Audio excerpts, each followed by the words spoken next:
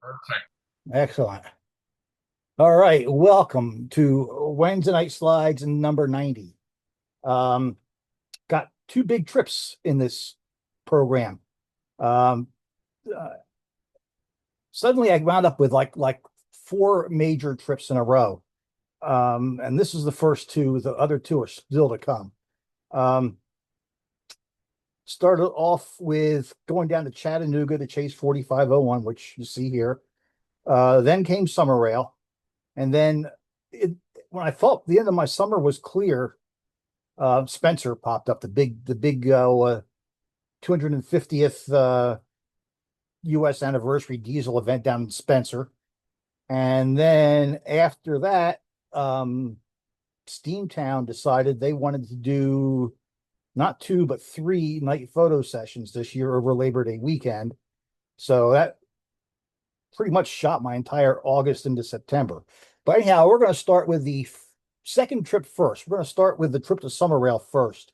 Um, and as usual, if you have any comments or questions, feel free to unmute yourself, ask your question.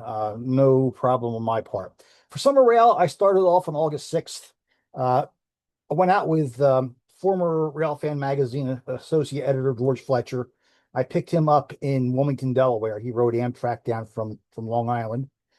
And we followed the former Pennsylvania Railroad main line, now Norfolk Southern, westward for the most part. We started off in Mifflin, Pennsylvania. This coal train was creeping up to a stop signal. This train's eastbound. Creeping up to a stop signal, we figured he had a train running around him. And sure enough, he did. The stack train came blazing by. With Mifflin out of the way, we proceeded east, west. We were going west. Trains were going east. Hang on one second. I got to change a setting here. Uh,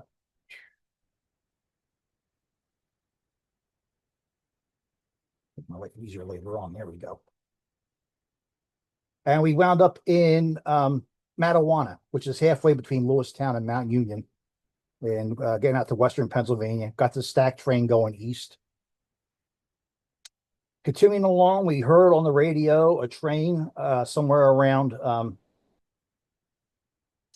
Maple Creek, uh, east of Huntington, and got him.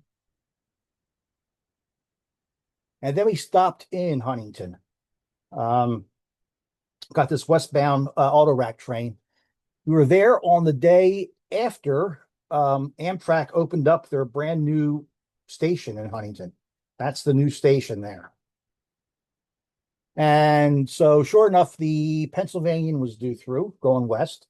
So we waited for that. Here we see a couple of folks who can't wait for the short train to go by, running across the crossing. But here's the westbound Pennsylvanian on the second day of service at the new Huntington station. Also in Huntington is restored Hunt Tower. The town owns it now, I believe. And here we see an eastbound stack train going by Hunt. From there, we took off and drove up the Alleghenies through Altoona. And we actually, without really trying, we actually beat that same Amtrak train coming out of the tunnel in Gallitzin, near the top of the mountains. And then from there, it was over to the top of the mountain over in Crescent, where we got this eastbound train ready to go down the hill.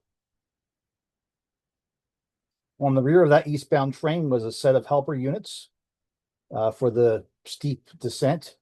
Across the tracks there, that long white building, that's the station inn. Somehow I got a next. Oh, okay. Next morning, we started off in Alliance, Ohio. There's a junction here, Diamond. Here we see a train coming into Alliance. The Diamond is just off the edge of the screen there, on the left-hand side of the frame.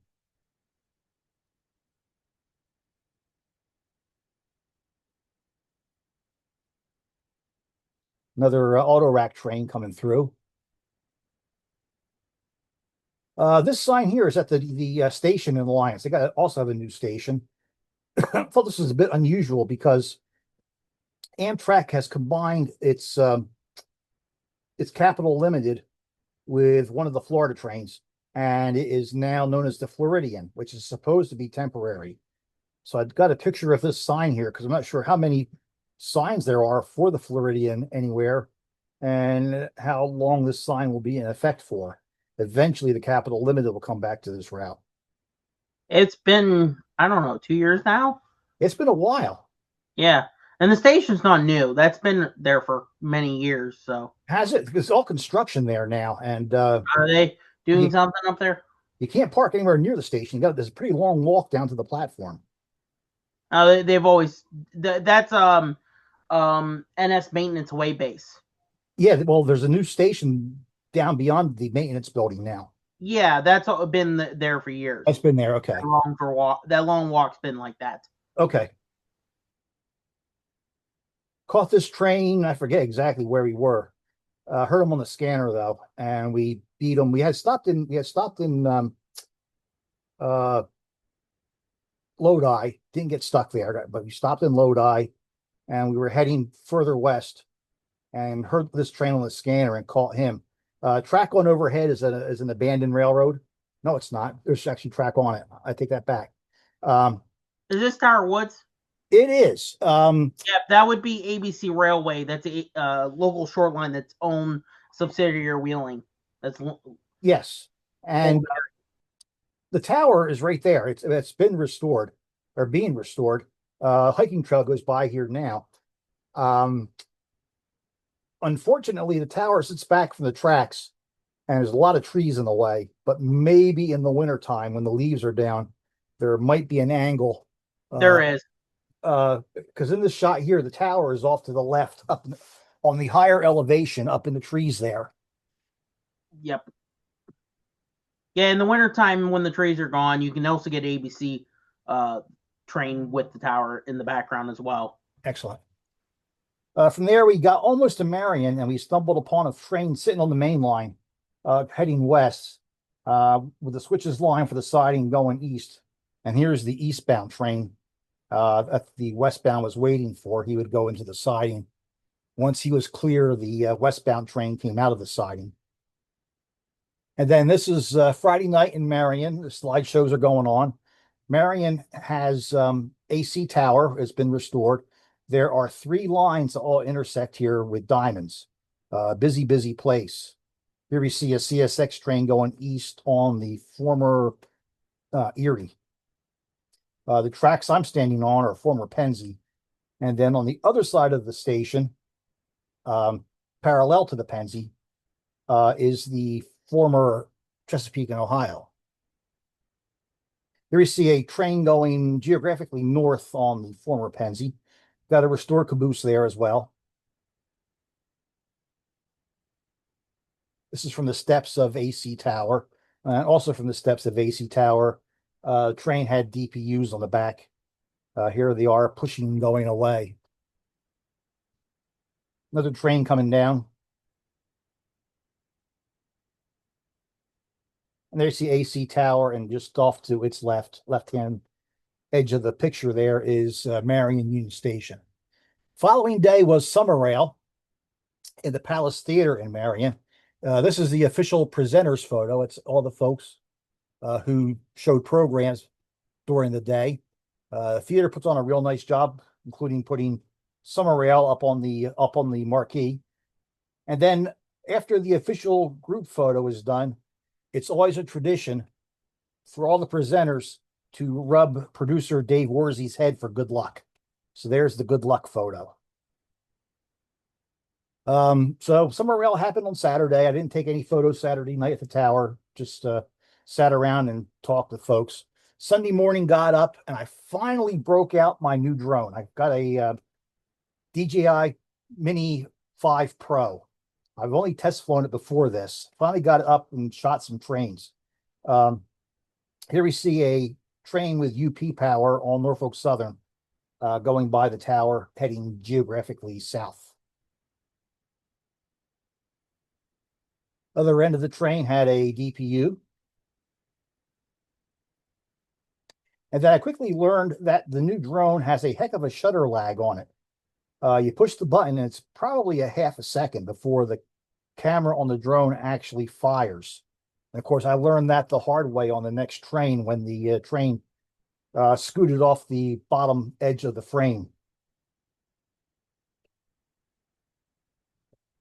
So then we had a train coming east on the former Erie on CSX with the Richmond, Fredericksburg, and Potomac Heritage Unit on it. So I tried timing that out. I actually fired the shutter as the locomotive just cleared the fence next to the tracks where the first hopper car is there. But with the shutter lag, the locomotive almost got off the right edge of the picture on me. It had a mid-train DPU in it, so I thought, okay, I'll practice again. So I fired a bit earlier and got a little more centered on that. That train had to meet another train just east of Marion. That gave us a few minutes to get ahead of it. So we scooted out and went after it. It was going east. We were going east. So it made for a chase in the proper direction.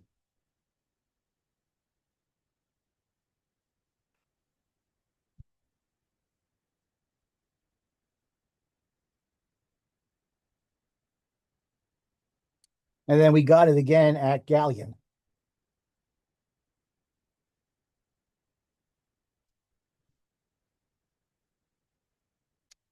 From there was a lot of activity on Wheeling and Lake Erie. The Wheeling is one railroad I normally have really bad luck on.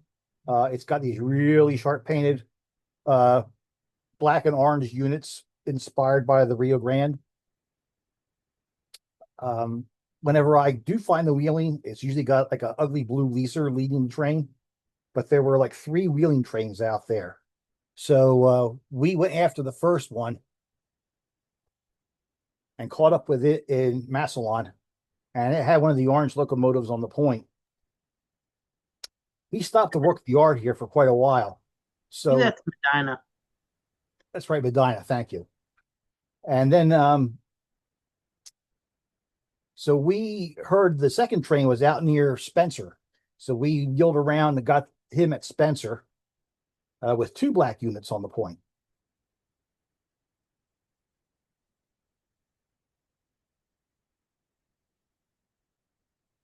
Stupid tree needs to come down at some point. And then behind him was a third train. And some of the Wheeling's power is actually Rio Grande power.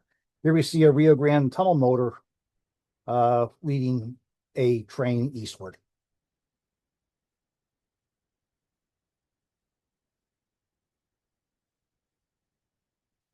So lots of cool stuff. And then we had to hustle east because we were staying at the Tunnel Inn in Gallitzin that night. So we hustled on east.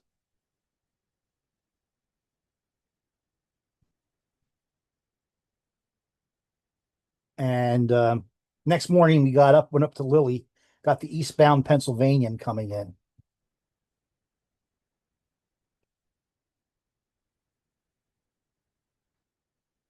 From there, we're back on the former Pennsy main line here in Norfolk Southern. Top of the hill at Crescent. This is from the Railfan overlooking Crescent, which, as far as Railfan overlooks go, isn't all that bad. Some of them are totally on the wrong side of the sun or in bad position. The one in Crescent is actually pretty good for, especially for westbound trains in the morning or in the afternoon. It was cloudy, so the fact that this train is going west in the morning didn't really matter. This train showed up local. He's swinging into the interchange track to go on up onto RJ Corman and drop cars there. Corman's got a base of operations just north of where we're set up here. The old diesel shop is still there at Crescent. This is where the helpers were maintained for years and years and years. It's pretty derelict now. I guess all the helpers are serviced down in Altoona. But what's left of the facility, it's still there. And the NS office is still there. back in the day, back when I was first going out to Altoona and the area out here up to Crescent, that building was painted in a pretty ugly Penn Central green. You loop back over to the Tunnel Inn in Gallitzin and got a westbound freight coming out of the tunnel.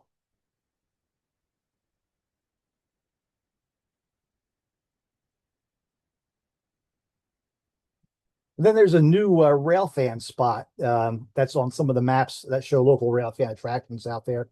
It's Kearney's Crossing.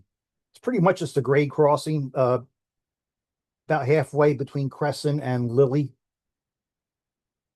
Here we see a eastbound train at Kearney's Crossing.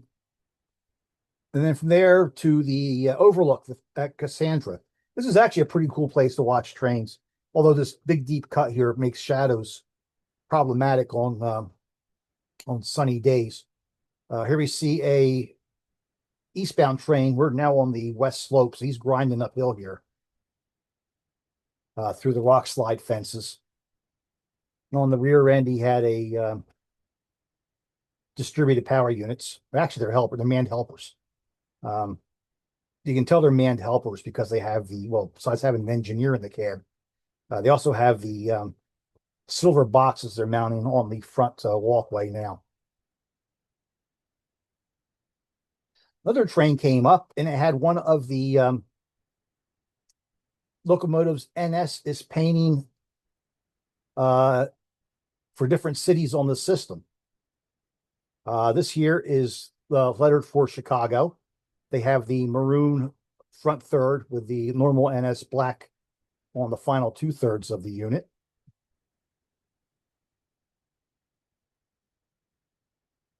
Same train going away with manned helpers.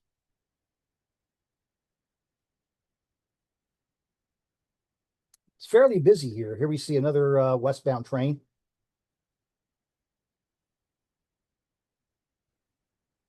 And yet another westbound train, this one a manifest. And then the catch of the day probably was one of Norfolk Southern's semi-quincentennial units, unit number 250, Freedom, going through. About this time, he looked down the tracks to the west and there was a wall of water coming toward us from a thunderstorm. So we got back in the car, took off, went back to the Tunnel Inn, bought some lunch. The Tunnel Inn's got a nice deck that's covered. We just sat on the deck, ate our lunch, and watched trains go by while it rained. Once the rain cleared, we had the westbound Pennsylvanian come by.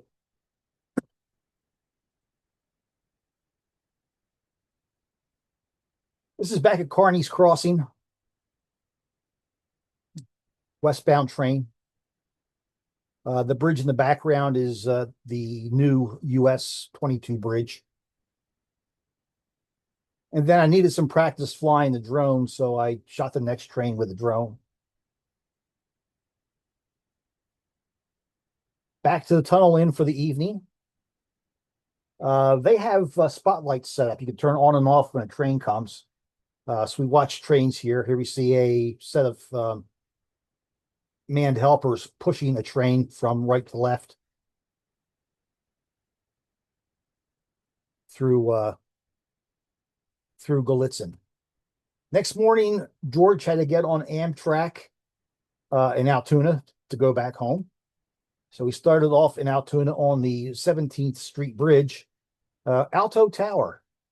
It's been closed for many, many years now, but they've added a Keystone name sign to it. I guess they did that when the big boy went through a month or so ago.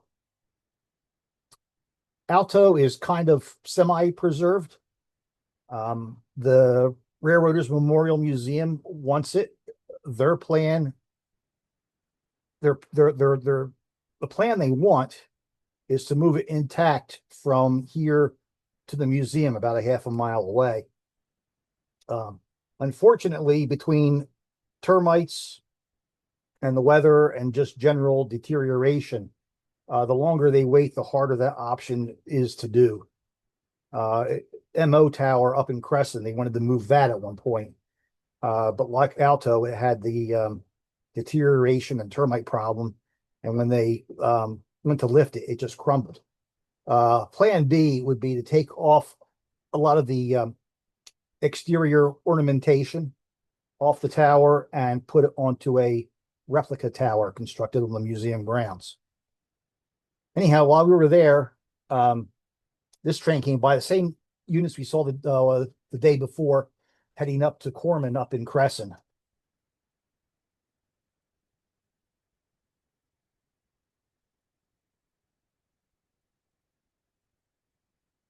So it became train time. So I drove George over to the Amtrak station. Then I went back to 17th Street and got his train coming into Altoona. From there, I wandered on home. My next stop was back in Huntington.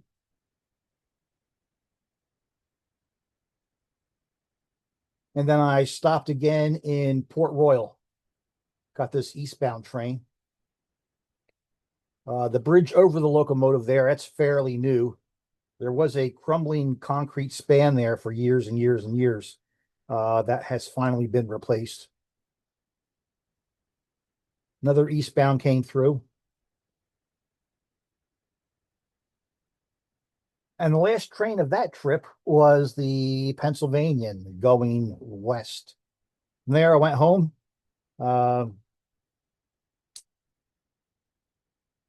And now I'm getting ready to go to Spencer. But prior to that trip, let's go back into July 29th through 31st, I headed down to Chattanooga and the Tennessee Valley Railroad Museum because 4501 Southern Railway 282 was back in its green paint that it wore in its Southern Steam Specials days. And I really wanted to see it. So on the road, I went on July 29th. My first stop was near Brunswick, Maryland. This train had been sitting in Brunswick, actually switching in Brunswick and blocking a road for over an hour. Finally left heading west. So I went out of Brunswick to this location here, just a couple of miles out. Knoxville on your maps, Weaverton on the railroad. And he was not going extremely fast. Thought, you know what, I can beat him up to Shenandoah Junction. So it wouldn't be that tough. So I'm driving to Shenandoah Junction. And suddenly I hear Amtrak, the Floridian, the old Capital Limited, on the scanner. Well, now I don't know where he is, but it's going to behoove me to get down to the tracks as fast as I can so I don't miss Amtrak. So I got into Shenandoah Junction, and here comes the Floridian. He's on the former Baltimore and Ohio main line. Overhead is the former Norfolk and Western, now Norfolk Southern Shenandoah line.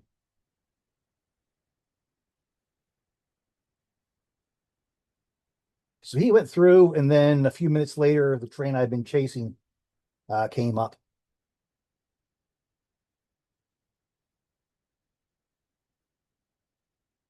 From there, I headed down to Boyce, Virginia, on the Shenandoah line, and was parked there. Heard a train on the scanner about 8 miles away. This monster thunderstorm rolled in, but thunderstorms don't last very long usually. So I figure 8 miles away, it'd take a train 12 minutes to get there. I just waited out. Sure enough, the rain cleared, and here came this train southbound through Boyce.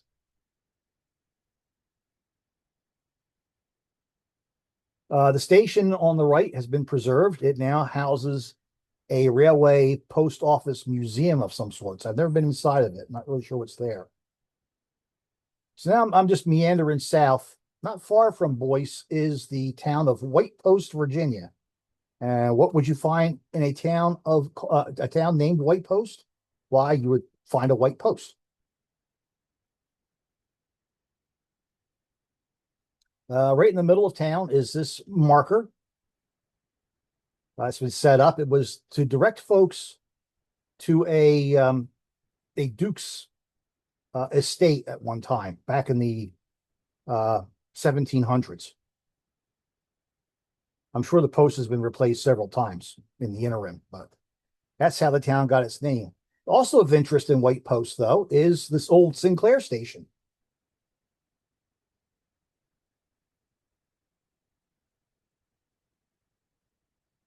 nicely restored.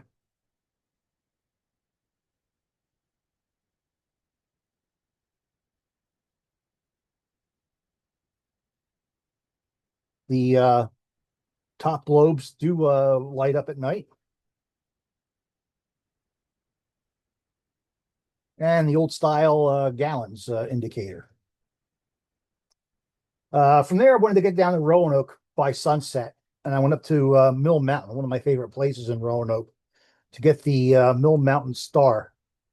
If you're driving down I-81 and know where to look, you can usually see it at night when it's all lit up.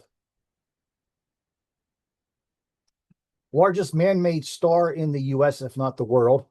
It contains 11,000 feet of neon tubing, although not all of it is lit up all at once, because it lights up in three different colors. On this particular evening, the white tubing was illuminated. There's also red tubing and blue tubing within each of the channels there.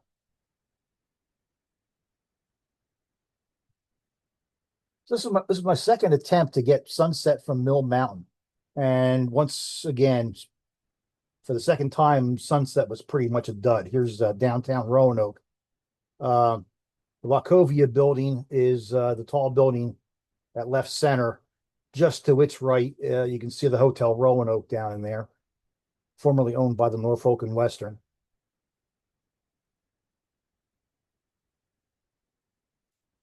So that was kind of what sunset looked like. I also wanted to shoot two really cool signs in Roanoke. Right downtown, just across from the old Norfolk and Western station, which is now the O. Winston Link Museum. There's this cool Dr. Pepper sign. It's not neon, but it lights up really nicely. It's got the border that has chasing lights on it. But next to it is, and it's hard to see in this photo here, there's an H&C coffee sign, and that's neon. And unfortunately, it didn't light up. I was kind of disappointed by that. From there, I went over to the old Roanoke shops, the old Norfolk and Western shops, to do some night photography. I had my strobes with me. I was setting up.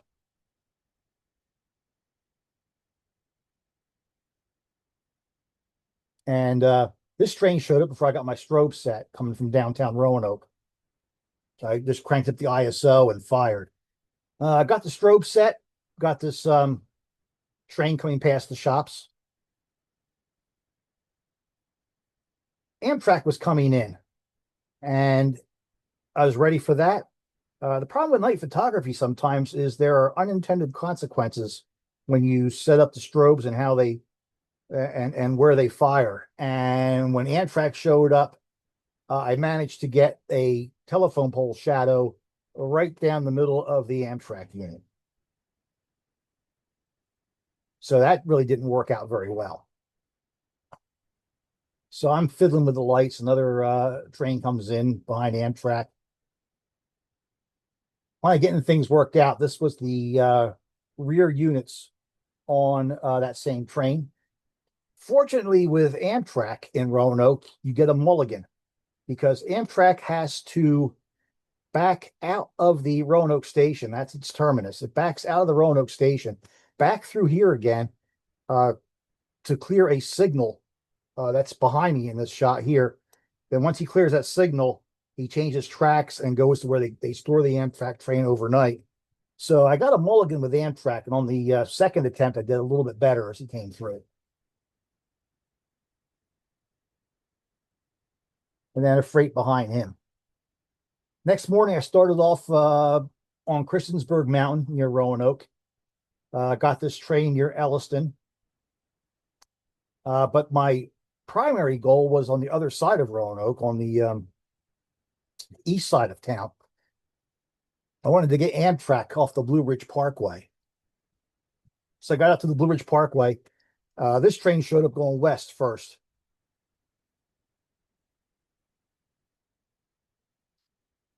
And then Amtrak came out. This was the shot I had done back when 611 was running down there. So was a shot I really wanted. It's a nice location. From there, I went down to Bristol, which is on the Virginia-Tennessee border. This train was switching the Bristol yard. That's the Bristol station in the background there, on the Virginia side of the state line.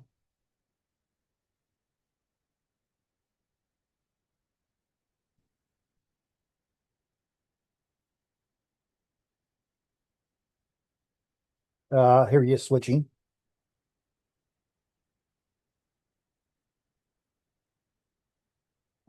Oops.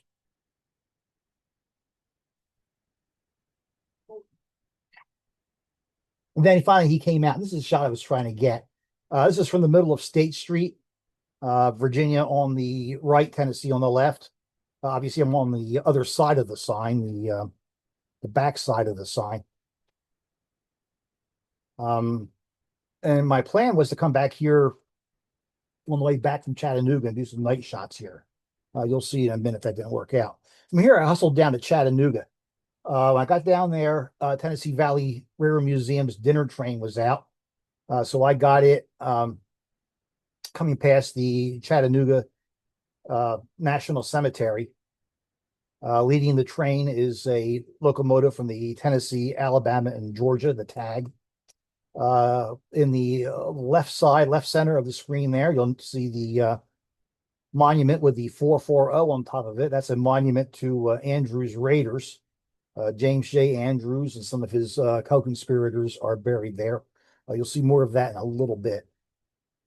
So I chased the tag unit back to the museum.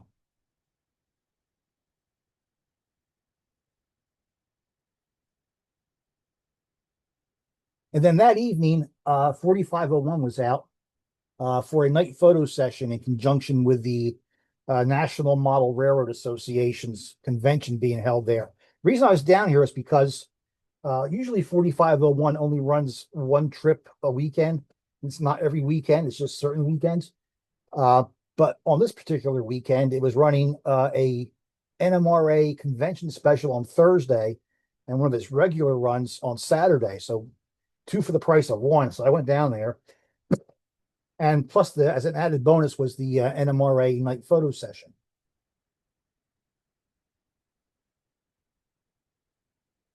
I had only seen the 4501 painted green once before.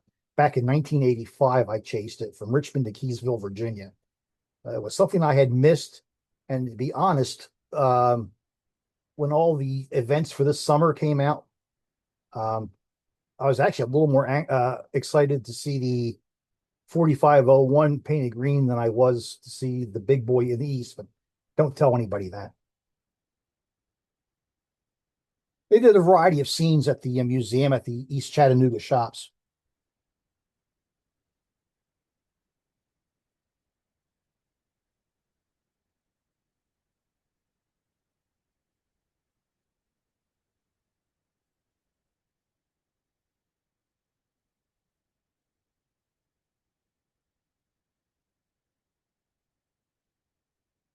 They used fixed lighting, so even folks with cell phones could do pretty well here.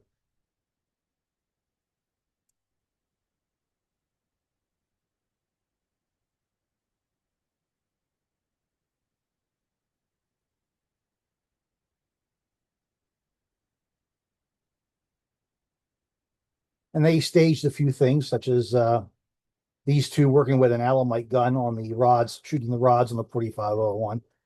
I went over to the dark side, the side that wasn't lit for the night photo session, and got this shot with my cell phone. I kind of wished I had done this earlier while they were still just standing still, because they had started walking away when I got the shot. But I was kind of impressed with how the cell phone did. From there, we went over to the shops just a few feet away.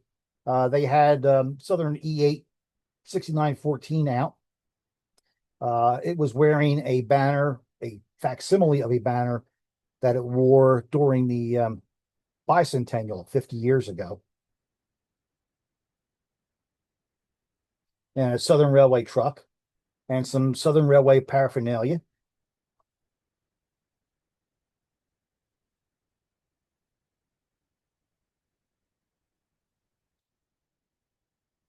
And then for the grand finale, they brought out their Frisco switcher and fired off some fireworks behind it to finish off the night photo session. Once that was done, I checked out the shops. Inside was 280 630. And an old friend that I had seen running South Jersey eons ago. This former Chicago and Northwestern F7, which was purchased by the United Railroad Historical Society of New Jersey from NJ Transit, which got it from CN&W. And the URHS had it painted in Lehigh Valley colors. It eventually got leased to Iowa Pacific, got caught up in the whole Iowa Pacific collapse, got vandalized along with a sister locomotive, and was ultimately purchased by TVRM. So it's undergoing restoration. One of my favorite places to photograph trains in that area is Ten Bridge, where Norfolk Southern crosses over the Tennessee River in the shadow of Chickamauga Dam. Here's sunrise at Ten Bridge, and then over to the museum where I spotted the old Fairbanks Morse unit that used to serve the Gallatin TVA plant, one of the last FMs that operated in semi-regular service in the United States. When I headed down here, I wasn't sure exactly how I was going to handle the chase with 4501, but I lucked out because Rick Moyer and Brian Crowley were down here as well, and we teamed up. And Brian drove, I navigated. Rick was along for the ride, but we cleaned up. We made a pretty good team and did really well. So the chase started off on TVRM's trackage. Here's the 4501 coming out of the tunnel at Missionary Ridge. This was a train for the NMRA convention. It was also sponsored by Scale Trains, the model railroad manufacturer. So it was flying white flags that had the Scale Trains logo on it. They paid for the train, and it still looked pretty good. I wouldn't complain. Coming through some industrial area in Chattanooga, and then down into Rossville, Georgia, the Peerless Wool Mill city landmark. It's being, I think, partially demolished, not entirely demolished. It's been closed for eons. It's had a series of fires, had some severe storm damage recently. But what from I can gather, reading news reports and other things off the internet, and from what I could observe on the ground here, my belief is they are tearing down a lot of the stuff behind the locomotive, but it appears they're trying to save the front entrance here. I could be wrong about that. They could be tearing the whole thing down. But from the way things were looking, I think they're trying to save at least the front facade there. Anyhow, the chase is on. Down below Rossville.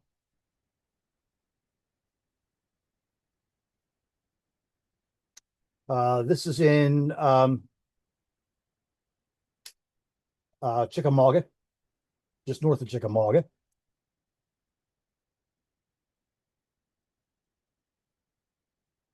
And then down to Rock Spring. This is the same location, just a different focal length. The most photographed house in Georgia whenever there's a steam train down here. It's been a pretty popular spot. From there, it was down to Lafayette. It's not Lafayette, it's Lafayette, Georgia. The train is running on the tracks of a short line. One of their locomotives is off to the right there. You could tell the Yankees because they all mispronounced both halves of the names of the names on the short line.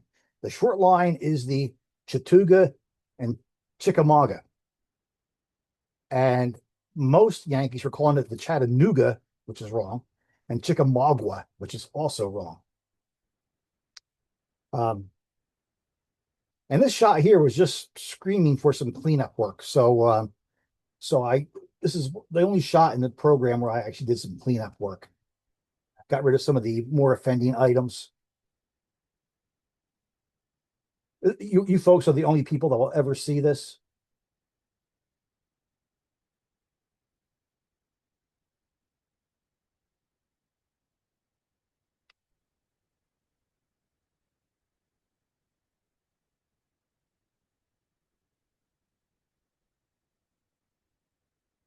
And boy, that locomotive looks really nice and green.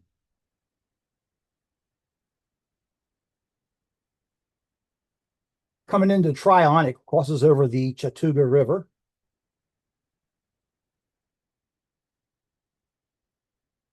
Now, the night before, I had heard that they were going to do three changes to the locomotive. They were going to fly the white flags, which I've already pointed out. The locomotive has Southern Railway heralds just in front of the cab windows on both sides. They were going to change them out for scale trains heralds. And the worst was they were going to put a banner across the front of the locomotive that said scale trains. That was going to really be disappointing if they did that. Well, anyhow, as it turns out, the change to the Southern Railway Herald in front of the cab windows, it says that you can't tell in this in the photo here. That's actually a Scale Trains logo. They did it so tastefully, I didn't even notice it until we got down here to Tryon for this shot here. Fortunately, the banner it was just going to be a vinyl banner. There was no really good way to anchor it to the front of the locomotive. And the TVRM operations people said no way they were going to have it on the front of the engine while the locomotive was moving, because if it broke loose and got caught up in the running gear, that would not be good. So no banner, white flags are okay. Like I said, the logo change in front of the cab windows was pretty tastefully done and hardly affected anything. Destination of the trip was Somerville, Georgia. Here it is coming down past TVRM's Southern Unit 5000. It was normally they uncouple the 4501, put it on the turntable, spin it, run it around the train, put it on the other end, and go. Well, on this day here, this train was so long, it didn't fit in the runaround track. So the 5000 was brought down to assist with the switching moves. Here it is coming off the turntable after being spun in Somerville. Back up to Tryon, the 5000 was the first to come out. It's running towards Chattanooga, heading home. And then behind it is the 4501.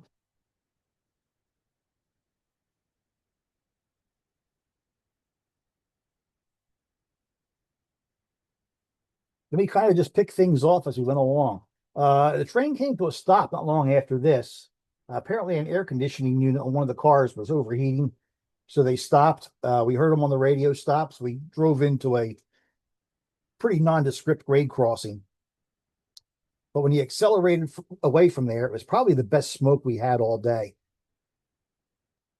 At Rock Spring, they do a photo run by. Here's the 5000 going through the run by location. After unloading all the passengers, here's the 4501 doing the run by.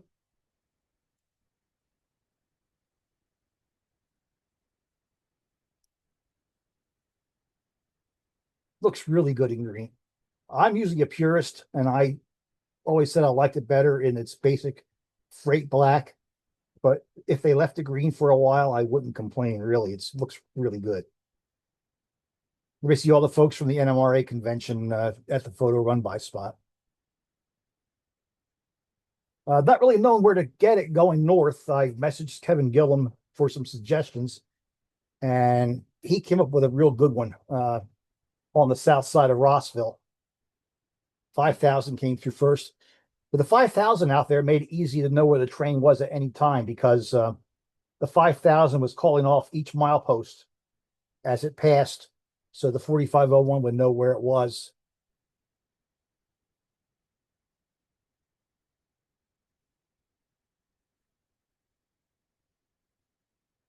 And then a shot that I knew was going to be difficult, but we gave it a try anyhow, and it came out better than I had hoped. Going past the Andrews Raiders Memorial at the National Cemetery. Once again, you had the general there on the podium. Inside the circle there are the graves of some of the Raiders.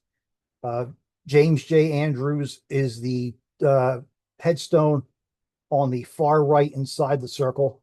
Of course, the general was part of the Great Locomotive Chase uh, that Disney made famous with its movie with Fess Parker.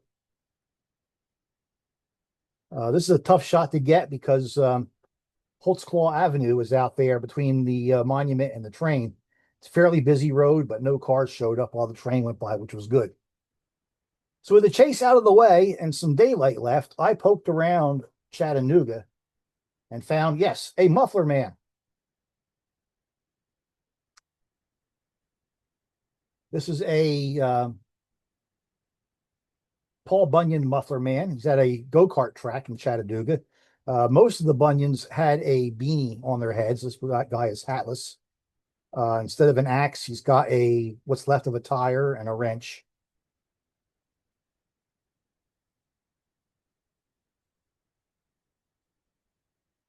And then I went back to Ten Bridge for some night photography.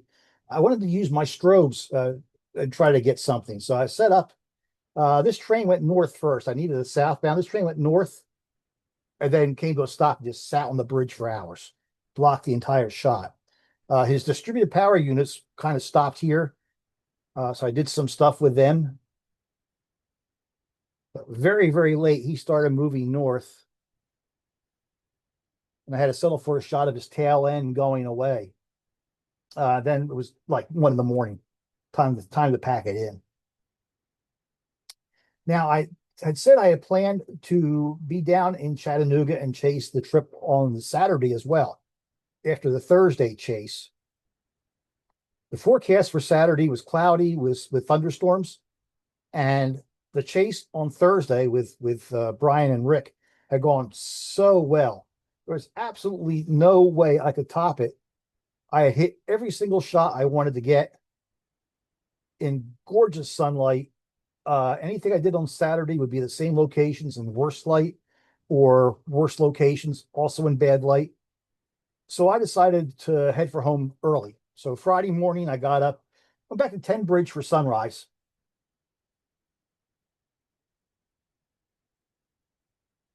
Group of buzzards came in. And then just after sunrise, it's northbound going across. I drove towards home. Heading up 81 near Abingdon, Virginia. I looked over and spotted something that was interesting. The Moonlight Theater, a drive-in theater. I had been here years ago, probably before the pandemic.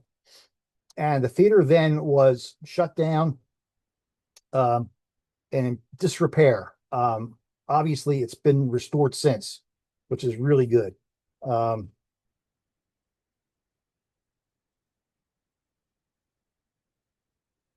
but it caught my eye, so I got off the interstate and did a little bit of poking around here. There's the marquee out front.